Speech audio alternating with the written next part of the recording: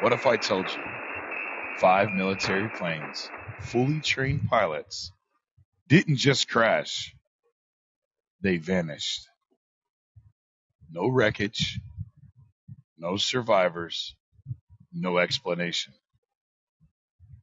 December 5th, 1945, a routine training mission. 5 U.S. Navy torpedo bombers. Flight 19, disappearance. Lifting off from Fort Lauderdale into clear skies, an experienced crew, nothing unusual, until rogue about an hour into that flight, something changed. This is FT-28. We seem to be off course, the radio response. Then, confusion.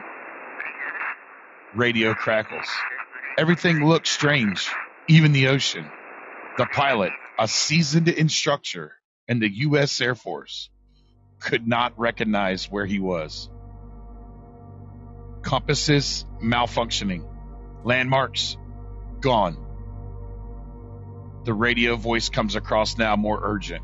We don't know where we are. We can't find West. Think about that. 5 planes flying in formation, all experienced pilots, and none of them could find West. Not with the sun, compass, or landmarks.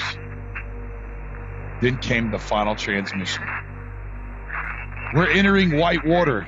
Nothing looks right. Pause. And then nothing. They were never seen again.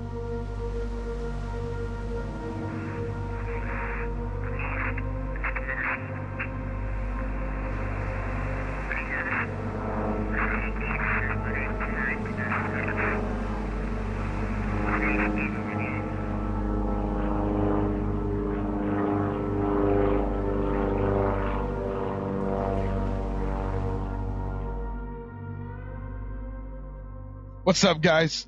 Tales from the Road here with L29, the one and only.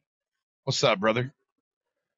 Yes, enjoying a wonderful night. How about you? I hope I hope everything's going well. Tonight we're diving into one of the most chilling disappearances in history and talking about some really strange phenomenon.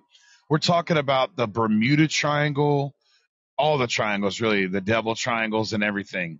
But whatever happened to Flight 19, it didn't just take them, it erased them. So, guys, welcome to Tales from the Road. We hope you guys enjoy your show. We appreciate all the support. We're happy to have you here. I hope you guys have been enjoying Season 3. We're really kicking it in high gear here. We're trying to do short podcasts, too, sometimes when I'm solo. You can hit us at talesfromtheroadmedia@gmail.com. And you could also hit us at Tales from the Road Media Facebook group. And you could also hit us at your guy on the road at gmail.com. So remember this, Richard, L29. Sometimes when we're talking about these things and we're talking about disappearances, we also might be talking about a tale from the road. Let's dive right in. What do you know about the Bermuda Triangle, my friend? It's widely debated whether it's a mysterious thing or if there's just some odd scientific stuff that goes on there. There's been plenty of stories, as you mentioned, the one at the beginning of the podcast. But there's plenty of others that are out there. Well, let's talk about it. The Bermuda Triangle is a region between Florida and Bermuda and Puerto Rico. and it's famous for its alleged supernatural disappearance over 50 ships and 20 aircraft, and that's just in the modern times. The stories range between 1945, where that Flight 19 happened, and the 1918 USS Cyclops and other things that we talked about earlier before the show. Ghost ships and stuff like that.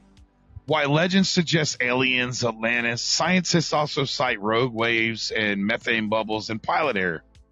Now, I have been fascinated with this Bermuda Triangle stuff for like my whole life. I can't even tell you. It's been a fascination with me because I don't think it's a scientific thing or a scientific anomaly. It could be, but I think it's more extra. I think it's more extra than scientific, like maybe supernatural or extraterrestrial.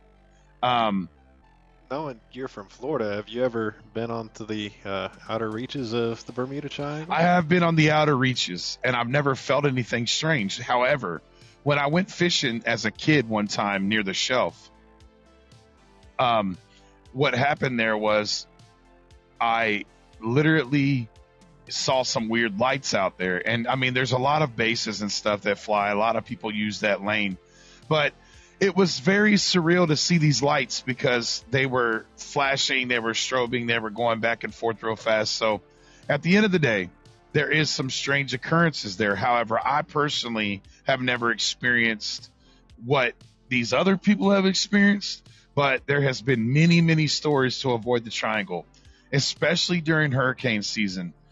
When the jet stream's at its fiercest, there is a lot of people that go missing in that triangle. Now, while they have malfunctions and they have technological issues and stuff like that, and they end up getting crashed or sinking or whatever, there are a lot of reports of extraterrestrial activity in that area.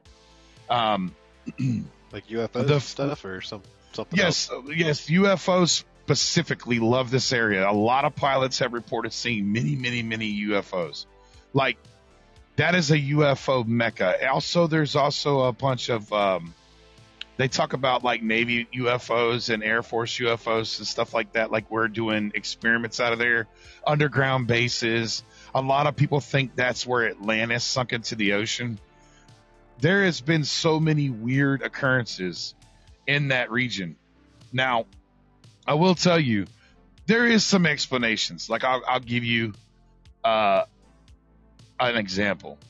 The USS Cyclops in 1918, a Navy cargo ship with over 300 sailors, disappeared without a distress signal, making it the largest non-combat loss in U.S. naval history. Now, we know because of science and research that ship was made weird. It was laid out. It was like a oil tanker ship. It was a refinery ship, and it had a real top-heavy center. And we know that a rogue wave could literally rocket, and it go right under the ground, right into the water, because we know rogue waves exist, and we know that rough seas pop out, and we know that things can happen scientifically. That ship, I do believe, after they put it model. Have you ever seen the ships go into the little sea things they have, the little science bubbles? Not in person, but I've seen videos of it. Right. So you see how they make the model and they put it anyway. They can replicate weather and stuff. The USS Cyclops was a poorly made top heavy vessel, and I believe it just sunk. However, they never really knew why, and there was no distress signal, which is what's weird. But if a ship goes down, it literally said that if it scientifically happened the way they think, with the wave and the way it bounced, it would have went under in like 26 seconds flat. But there's other ones. The Mary Celeste, 1872, technically found near the Azores. This famous ghost ship is often linked to the region's lore. Found completely abandoned with cargo intact and no sign of crew. Now, that's the kind of stories I'm talking about. Why would you abandon a perfectly good ship? Even in hurricanes, they would tie it to the masses. Do you know anything about the Mary Celeste? I don't. I've heard a story about another ghost ship that's fairly similar in what you're talking about, called the Rosalie. Same about time frame, around 1840, but we can listen to what you got first. Well, go ahead. Go ahead. Tell us about that. Um, from the little bit that I've seen, it was a ship that was found sailing in the Bermuda area, um, fully intact, rigged, but completely abandoned by its crew. Um, most people think it's a ghost ship that um, Coast Guard still sees to this day. Right. So, why do you abandon a perfectly good ship in the middle of the ocean when there's no land? There's no, I mean, this Mary Celeste was found with all its lifeboats, all its cargo, no pirate attack, nothing. Even though it was 1872, you still had somewhat of pirates. I mean, it's 1800s, it's after the Civil War, but you do have bandits and robbers and, so to speak, pirates. Even though the day of pirates ended a little bit before that, you do have these band of rogue sailors. Now, why do you abandon a perfectly good ship with its cargo and no sign of crew and all the lifeboats are there? To me, that's a weird situation because you would at least see sailors tied to the mast and stuff in a hurricane. Because if they thought the ship was going to sink, they would still stay with it because of the debris. The Star and Tiger, the Star Ariel, 1948, 1949. Two British South American Airway passenger planes disappear within a year of each other. Why on flights to Bermuda and Jamaica, respectively? Now, these planes didn't even transmit. Now, back in the day, obviously, you know, airplanes were different. We had different transponders and stuff like that, but pilots really checked in. They checked in all the time. These two planes just disappeared without a trace. One of the most famous accounts of the Bermuda Triangle is Bruce Gernon's electric fog. In 1970, a pilot claimed to have been surrounded by a bizarre swirling fog. And this made his navigation equipment malfunction. He literally flew from, I think it was Florida or somewhere, but long story short, it's a 75-minute flight, this flight that he's on. And there's no getting around it. It's always 75 minutes. He flies it all the time. You know, there's no getting around it. He knows what he's doing. His flight was only 35 minutes long. Even with a tailwind, that doesn't happen. You understand? Oh, absolutely. So, yeah. What do you think that was? Could have been going through a portal like we talked about in a previous podcast. Correct. And I'm thinking of interdimensional shift or whatever.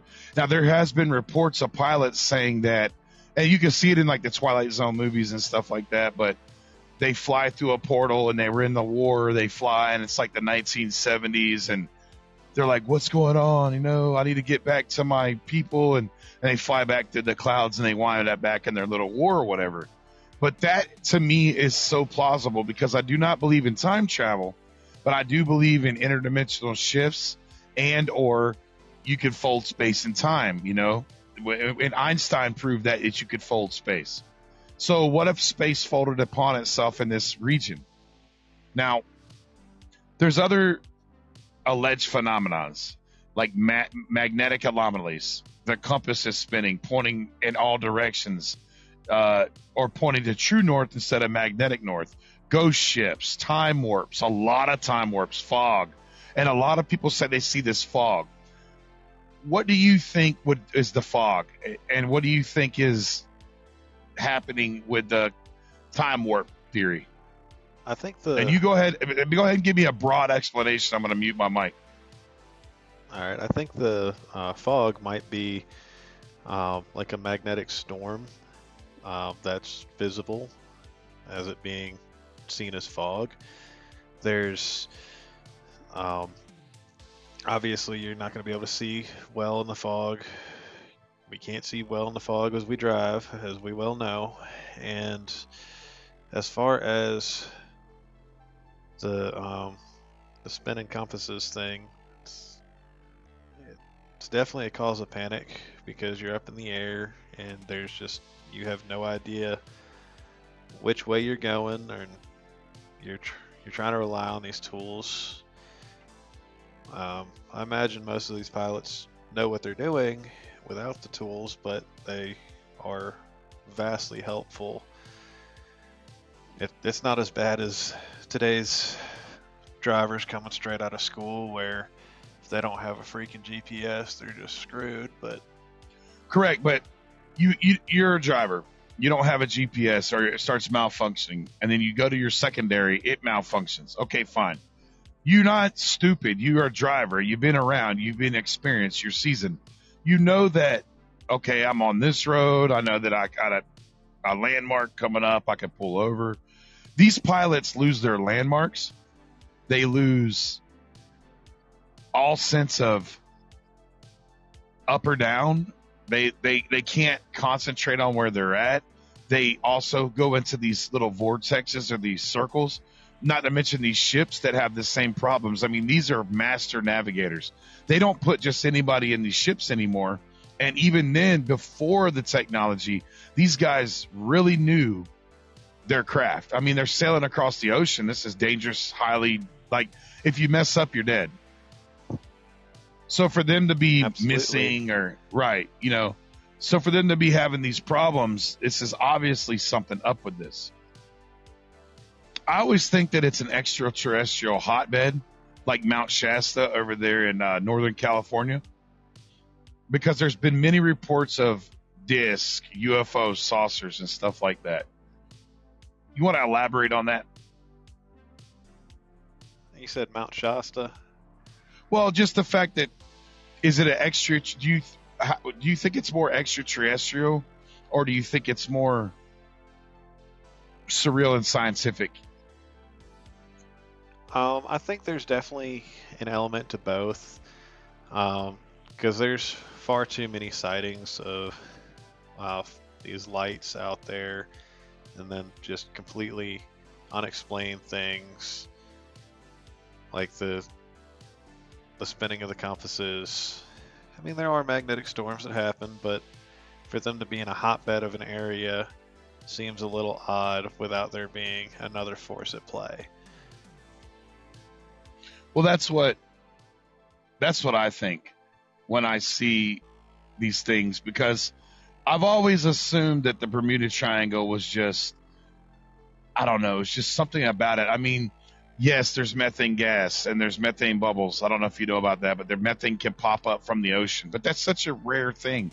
It's not like it happens all the time. I mean, you're talking about a rare event where a huge eruption of methane comes up. Now, obviously, it makes the ocean less buoyant, and it literally would pull you straight down. Yes, okay, I get that. But stories of the cryptids like the Kraken and mermaids and stuff like that, a lot of those stories came out of that Bermuda Triangle. And these are not just stories. I mean, these people have seen something. And for them to just make something up, I get that there's ghost stories and there's legends, but legends had to start somewhere. This area has been so famous for so long. And that the fact that it's right off the tip of the Florida, near Miami, it's just a really surreal thing to be right there in Florida, because Florida does have weird stuff happen, and we do have cryptids down there. And I almost want to say maybe there's an extraterrestrial element to that, where these extraterrestrials may be dropping some of these animals off in Florida. I know that we have had a lot of other criticisms of the concept, like, well, it's just a human issue, or it's just a, this or that. But the thing about the people reporting the fog and the magnetic compass issues and the time loss to me is a big deal. Well, it turned into a 35-minute flight. To me, that's a abduction, because just because he did it in 30 minutes and his watch said 30 minutes, he was there. That doesn't mean that he didn't have that time lost, because you can't change how fast you go. And you can't, even with a tailwind, I mean, you could get a little speed, but you can't change some of the things that happen right there. But if you're abducted and your watch stops and you think that it's a certain time, even if you have to move it faster, lower, you literally will see a time abduction there, like Barney and Betty Hill. You know what I mean? I mean, there's Um, also the weird time story of Santiago Flight 513, which disappeared in 1954 and is landing 35 years later in 1989. But yeah. Now, that's see, not that's crazy to think about something like that. That's insane. I mean, and that's happened. That's people that talked about that. In the early days of the disappearances, you know, it consisted of Shipton on the USS Pickering in the 1800s, but there was always a chance for storms and stuff like that. In 1840, you had disappearance of ships. You had the Rosalie. You had the Age of Planes, which the 40s and stuff when the famous Flight 19. The legend was born around that time, but the radio transmission, those guys. Let's talk about Flight 19. Flight 19 was so scary because those guys were seasoned war veterans. They had blown shit up. They had already been in war. They were experienced pilots. And they were just doing a simple training run because they were getting ready to go bomb Japan. Because in 1944, we started fighting with Japan. So they were getting ready to go to the Pacific. And the fact that they got lost all their landmarks, couldn't find nothing, couldn't find no beachheads, nothing.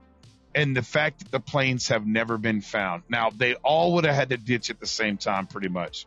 They left at the same time, even with current variables. Their fuel would have ran out all at the same time. But I know about military guys, and I know that they would stick together. And if they all knew they were going to ditch, they would all ditch together because it would give you the best chance of survival. Plus, that's your buddy. I would just have to assume they all ditched together. But they've never found the planes. They've never found the planes. buddy. Well, they've never found the planes. They've never even found pieces of them, wreckage, nothing, not oil slicks, anything. Even if you have no fuel, you still got oil in the plane. There's nothing. To this day, they've never found them. Even if the jet stream would have pushed it further north, they have combed the Atlantic Ocean all through that area. I can't tell you how many millions of times they've never found these planes. They've never found them. So not even pieces of them. I mean, sometimes you get debris and stuff like that, but you've never found any of them. So in my opinion, I think it's extraterrestrial. I think somebody's abducting these people. It's my opinion. Took the whole planes this time, is what you're thinking. Well, you also have like a land of the lost theory where they hit this dimension. They say, if there's a portal opening, you're in a portal and you're flying through it. You can still talk through your radio transmission just because there's a portal open, because radio transmissions and they can fly through the air and the atmosphere and so forth. So let's say you're going into an interdimensional shift. Let's say the CERN collider got activated and it shifted our dimension, even though it's 40 years into the future. The point I'm trying to make is you can still report with a radio through that dimensional shift. Now, they say nothing looks familiar. The ocean doesn't look they knew this straight. They flew this run like 1 million times. Even if you get a little turned around, I mean, you could still, but all 5 planes compasses, all 5 planes navigations, all of them went out at once. And to me, I'm thinking there's a dimensional shift there because their stuff's not going to work in our dimension. Then they start reporting, hey, there's no landmarks, nothing looks familiar, everything's different. We don't know where we are. We don't know where up or down's at. And then there's no transmission. And and there was Navy vessels operating in that area, so they had the bounce back. It's not like now where you could bounce off a satellite or whatever. They had to have the radio would go, it hit another tower, But they had people in that area. They had ways to talk to these planes. They never lost transmission before. I could almost say that maybe the Germans were jamming us, but they didn't have that capability back then. This is the 40s. I mean, radar was relatively brand new. Radar was relatively brand new. And matter of fact, when the soldiers saw the Japanese coming to bomb Pearl Harbor on the radar, they just thought it was a flock of birds. Oh yeah, there's no way that's planes. And then boom, so radar was relatively new at the time. But so imagine these guys, they're all seasoned and then they're going to crash or whatever. And they don't even know where they are. There's no landmarks. I'm thinking that they saw a different Earth or something. or maybe they were getting abducted. So the different Earth is a very interesting story. Have you ever heard of Admiral Richard E. Byrd? No, go ahead. So Admiral Byrd um, was believed to um, discover the lands beyond Antarctica. I'm not too sure if I believe this myself, but Oh, I have heard of this guy. This is a pretty cool story. Go ahead. No, elaborate. This is a really good story. I love this. Yeah. He found like giants, or they found an advanced race. And they said they'd leave us alone. And there was another race, and there's like an inner circle of a circle of a circle. That what you're talking about? yeah, and I think Yeah, go that ahead. Go ahead. honestly, I think it deserves its own podcast personally, so we could definitely kind of chat back and forth about it. But the general idea, like as you said, Admiral Byrd was in the Navy. I believe he was in the Navy. It may have been the Air Force, where he was um, focusing on mapping and surveying Antarctica, flying over the South Pole, and just scanning everything. And he seems to have found a gap where he goes into another undiscovered portion of the Earth where there's these advanced civilizations. Some people think they may have been Nazi bases, but it's hard to know what's true Well, and what's theory. here's the thing. That's the flat Earth theory, and I know exactly. It caught me off guard for a minute, but I do know exactly this story. But we can have its own podcast because it's not just about flat Earth. That is a very good, cool story because he draws this map of an Earth within an Earth and an inner Earth and an outer Earth, and there's these advanced creatures that know about us, but they just study us. But I mean, that's not out of the realm of possibility. Just because the Earth is round and it's a sphere and we go to space, there might be another thing we don't know or a different layer, because why wouldn't they abduct us to study us? Because we are their past. There's also another theory that there was another race of beings to like the right, and they have their own land, and they're like the prehistoric of the prehistoric. And there are reports of people finding dinosaurs and stuff. So it's like, It could have been a portal rather than just this. Well, if just you ever look at the small map hole. he drew, there's a map that he drew, and it has been released.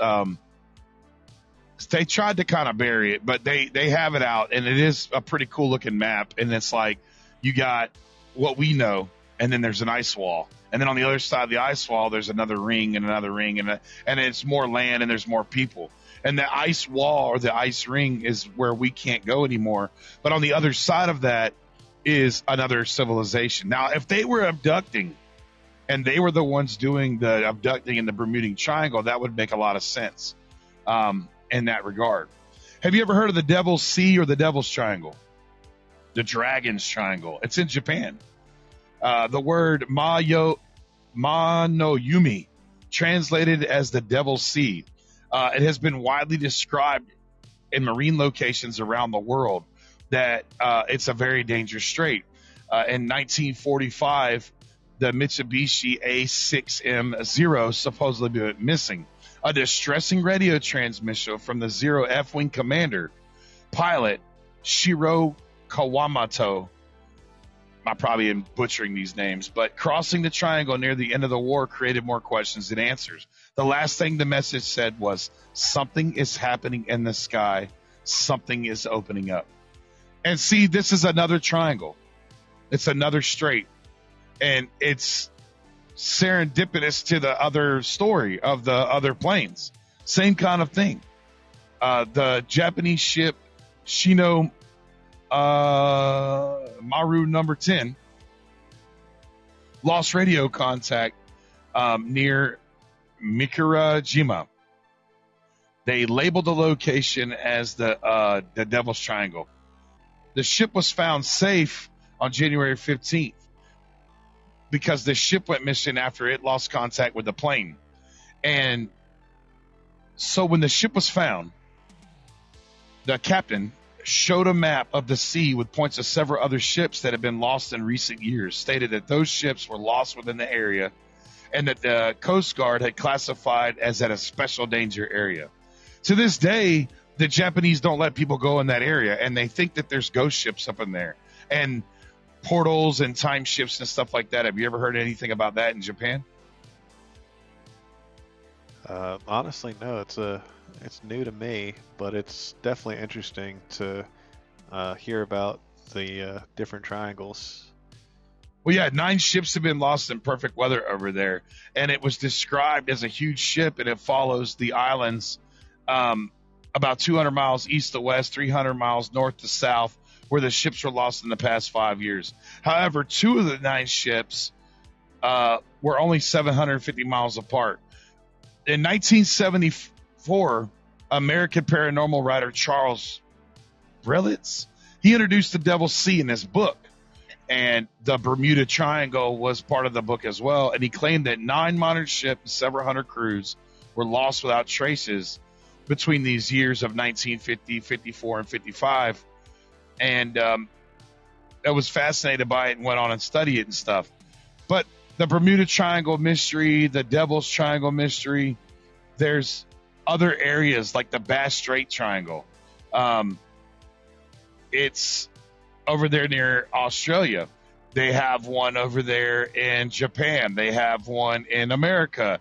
The Bennington Triangle is an area in Vermont where people go missing. So there's all these portals or triangles or mass productions of these triangles, and they might be portals. Some are on land, some are on the water. A lot of them are in the water, but remember, the water wasn't always there. We were Pangea. Scientifically, we were one landmass. Even if we are in an ice wall, we still separated. The continents definitely separated. So think about it like that. These triangles were all probably on the land. People have disappeared in these land triangles as well. I can tell you a story about one. The first disappearance in the Vermont one, the Bennington Triangle. The first disappearance, November 12th, 1945, when 74-year-old Mitty Rivers vanished while hunting about 4 miles west of this area. She was a skilled outdoorsman, and she was around a whole bunch of people. And I don't think this was a Bigfoot scenario, because this was the 4th person that went missing that week. In that month, in that year as well, about 30 more people went missing in this specific area. So I think an animal or whatever. But these people are going missing right beside them. They report a fog, a strange electrical disturbance, and then their friends go missing. After search parties return, they find nothing. Extensive searches, never even found bones or anything. Nobody had been recovered from that area until recently. And then there was a handkerchief found by a hiker in 1968. But you're talking about, there's no evidence of these people, and then all of a sudden you find an article here. Well, an animal got them, or a bear got them, or what? But you're literally standing beside this person, a fog comes in, and then they're just gone. I don't understand how people can't think these aren't dimensional shifts, or they're some kind of portals to another plane. Thoughts on the other triangles that you think of, the land triangles? The land triangles, there's some like in the mountains, like the Nevada Triangle, that have accounted for a lot of plane crashes. But it's definitely very interesting looking at there not only being in the sea, which, as you mentioned, the methane bubble or large waves coming and taking over are plausible theories. Where the ones on the land, it's much less plausible for some of this stuff. Like, sure, there still could be magnetic anomalies, but there's definitely more to it in my head where there's something going on. Well, if you have a magnetic, exactly, because if you have this scientific phenomenon, they go, okay, this is the problem. They go in the area. Many scientists has went in the area and nothing's happened, and they can't gauge it. So it's not like it's something that happens all the time. So they can't prevent it. So it's not like You think like, okay, we have smallpox. All these people have we could get a vaccination, whatever. Science has to see it or whatever, but the thing is something would happen all the time if it was a prevalent occurring thing. This is some rare phenomenon. Whatever's happening in these triangles, just like there's a Bridgewater Triangle. Bridgewater Triangle. It's 200 miles. It's 200 square miles southeastern Massachusetts. In that area, that's a cryptid triangle. People think there's cryptid. There's all kinds of weird stuff that happens there, from the Freedom Fall State Forest, the Solitude What kind Stone. of cryptids are seen there most often? Well, they're talking about like Wendigos and Bigfoots, but not the big Bigfoots. Almost like it's a juvenile ground. There's been skinwalkers reported in that area. There has also been a few of those dogmen reported up there. There's also state hospitals, the Solitude Stone. There is the Hornbein School, which is a one-room schoolhouse built in the 1840s, and it's alleged to be haunted. It's a very paranormal area, like for cryptids, ghosts, spirits. The Hockomock Swamp is there. It's a large wetland, but it's a freshwater swamp, and it served as a major part of King Philip's War as a strategic base of operation. With the English settlements were there because to launch assaults upon them. You got a lot of violence in that area, a lot of death, a lot of energy. And so it's a cryptid, haunted, spirit, demonic hot site. And it's right there in Massachusetts. And you just had the one we talked about before. And then you got in that area, I mean, up there near Roanoke, right? You got all those little triangles are up there. And I just think that there's got to be something more to these triangles. Like they're landmarks or markers or they're portals or they're interdimensional shifts or they're extraterrestrial hotspots for whatever reason. Maybe they were marked before. What is your thoughts on that? It's definitely plausible that there are extraterrestrial hotspots or supernatural hotspots. There's plenty that we haven't brought up, like the Michigan Triangle, which looks a lot into the Lake of Michigan, Alaska Triangle, which the more I'm looking into, maybe a crock of crap, but it's definitely possible because there's stories everywhere. Well, that triangle I was telling you about just now, that Freedom Fall State Forest I was telling you about in that triangle, mass number of gangland murders, mass number of suicides. Satanists also use that forest as well as ritualistic murders. And it has been documented by law enforcement. So these triangles draw these energies. And we started off with the Bermuda Triangle. And we could end up somewhere maybe on the Flat Earth Theory on another podcast. But the point is these triangles have some kind of energy and some kind of weird phenomena with these specific areas. And as we know, the triangle is one of the most strongest shapes that there is. And you can't help but think the pyramids are triangles, and like there's many triangles, South America and stuff like that, with all the Mayans and the Aztec. Everything's a pyramid. Everything's a triangle. Absolutely. Pyramids have been found on every continent. Every continent, and there's got to be a reason for that. And I'm just thinking that maybe some of these triangles were built inside, like some of these pyramids were built inside these triangles. And I know this is like, oh, wow, man, this is some real sci-fi stuff, but it's just, there's some kind of weird energy with these triangles. The Nevada Triangle, especially what you said. The United Kingdom has a triangle where they have UFO sightings all the time. And the name of that triangle is the Farouk Triangle. And it is known as early as the 12th century. England's scribe writes glowing floating lights, searing sky, 8 moon days where there was like 20, 30 lights on this orb. That's not a meteor, you know what I mean? And I'm thinking that there's something with these triangles. I don't know if they're portal shifts, or if we use the collider, we're getting into them, or if they're extraterrestrial hotspots. Abductions happen in a lot of these triangles, and a lot of these people that are abducted, they are returned inside the triangle.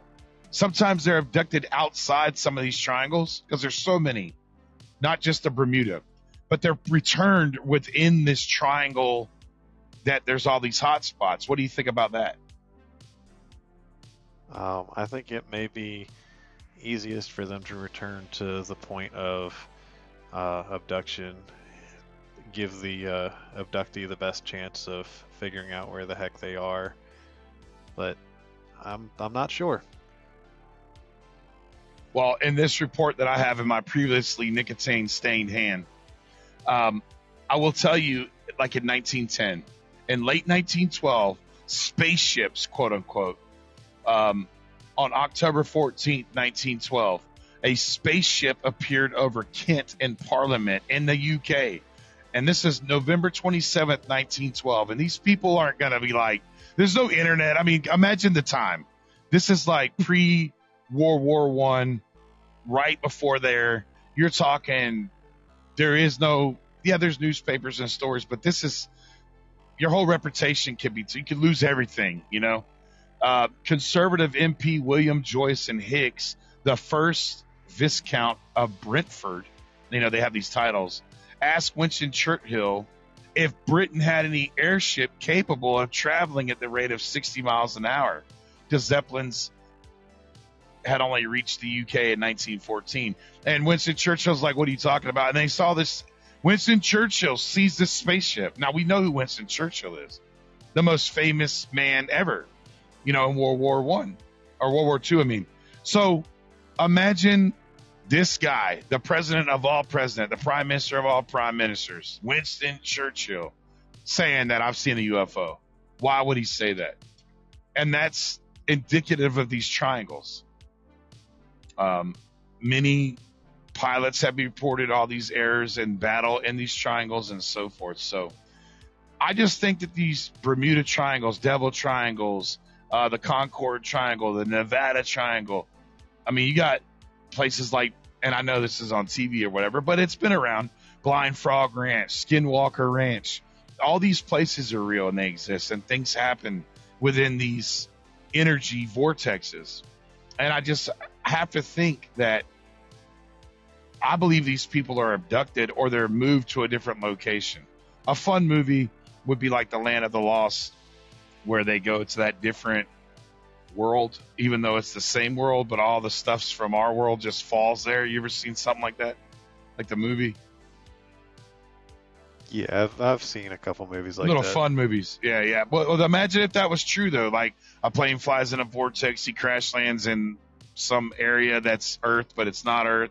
Somewhere in between, but it's like he's stuck there. I believe there's places like that. I believe there is areas like that. And these Bermuda triangles and these Nevada triangles and these Devil triangles, they are indicative of foul play. And I really think that these people are abducted in these triangles and they return back with time loss. Like the guy that had a 75-minute flight and it turned to 30 minutes. I believe that he experienced some time loss or a time jump. Even though his watch was correct, he literally was just there. It was almost like he was an autopilot, kind of like Barney and Betty Hill, how they were driving. And then all of a sudden they were just aware that they were driving. Oh, right. What's happening? That's an abduction. And why are we being abducted in these triangles? You know, why? What's the point of that? Why not abduct us outside the triangles? Maybe there's rules. Maybe it's a game to these interdimensional beings. You know, like the game of Operation. Yeah. I just don't understand what the significance is of these triangles. Now, you got these crystal people and these prism people and these energetic people. They believe in like prisms, rocks, and stones, and maybe there's something to that. because they're all about the triangles and the prisms and stuff like that. You ever see the people that believe that crystals heal you and certain stones have certain properties? Yeah, I've seen that. I don't give too much credibility to that, as you know, I have faith in other things, but Well, you can have faith in things because we can believe in God, but we also know that there are things we can't understand. So I don't discount anything that somebody believes, like the famous voodoo point. There was some guys that got cursed by a voodoo witch doctor, and this was a documented case by a scientist. If they got pointed at, they would die. They absolutely believed in their head if they got pointed at, they would die. When the last guy got pointed at by the bone of the witch, he went to go visit this doctor and he died right there because he just knew he was cursed. So the human brain, if it believes something enough, it could maybe become real and manifest itself. the placebo effect is one hell of a drug. That's right. Well, any final thoughts, L29? This was a pretty good show. I know we didn't get into some strange, scary stuff, guys, but there's all kinds of mysteries and abnormal things out there, and not all of them have to be horrifying. I mean, if you're in a plane and your compass starts spinning and you lose all direction, I mean, I'm sure Flight 19 were horrified. But these are stories that we love to talk about because I want to know what's up with these triangles. I want to know what you think about these triangles. Any thoughts on the Bermuda Triangle, Devil Triangle? Any final little says? I mean, because we could always revisit this, but what is your final thoughts on the triangles? Final thoughts: some roads don't lead home, and some triangles don't let you leave. That's right, guys. I appreciate your time, and you can catch us on TFRT or Tales from the Road, TFTR_media at Reddit. That's a new one for me. You can catch us at talesfromtheroadmedia@gmail.com. Make sure you look at our Facebook group. We're starting to grow it. We're getting a lot of good people listening. We're getting some really good analytics. We appreciate you guys like the show. If there's a show you guys want to hear, or you want us to discuss something, you got to hit us on yourguyontheroad@gmail.com or talesfromtheroadmedia@gmail.com, because then we could talk about the stuff that you want to hear. I also have some exciting news. There's some interviews coming. I have a few recorded interviews of some really scary crap that's been happening to some people, and we're going to get to those in the next few shows. Tadpole Chucker's probably going to be absent for a while. His brand new father. And but that's pretty much the sums it up. The roadmap for Tales from the Road, we're going to try to hit it hard and fast, but we're going to be producing content for you guys. And if you want us to discuss a certain topic or something that's on your brain that's in the wheelhouse of what we do here, go ahead and hit us up. Write us. We can't know if you don't tell us. You know, if you want to hear Tales from the Road in your perspective, you've got to reach out. Don't be afraid. If you're hearing this in Germany, Russia, Australia, Alaska, look, write us. talesfromtheroadmedia@gmail.